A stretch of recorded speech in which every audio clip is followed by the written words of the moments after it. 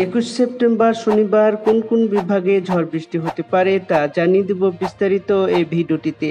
মৌসুমী বায়ু বাংলাদেশের ওপর কম সক্রিয় এবং উত্তর বঙ্গোপসাগরে দুর্বল থেকে মাঝারি অবস্থায় রয়েছে। তবে উত্তর বঙ্গোপসাগর ও তৎসংলগ্ন এলাকায় আগামী 72 ঘন্টার মধ্যে একটি লঘুচাপ সৃষ্টি হতে পারে বলে জানিয়ে দিয়েছে বাংলাদেশ আবহাওয়া অধিদপ্তর।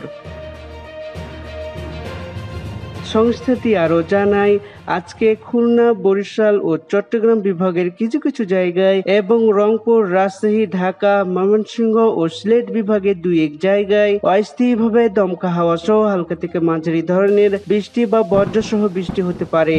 সে সাথে দেশের কোথাও কোথাও মাঝারি ধরনের ভারী বর্ষণ হতে পারে। সারা দেশে দিন এবং রাতের তাপমাত্রা প্রায় অপরিবর্তিত থাকতে পারে এবং আগামী 5 দিনের শেষের দিকে বৃষ্টিপাতের প্রবণতা অব্যাহত থাকতে পারে। এর ফলে তাপমাত্রা হ্রাস পেতে পারে। সঠিক আবহাওয়ার খবর পেতে ভিডিওটিতে একটি লাইক এবং চ্যানেলটি সাবস্ক্রাইব করে দিয়েন।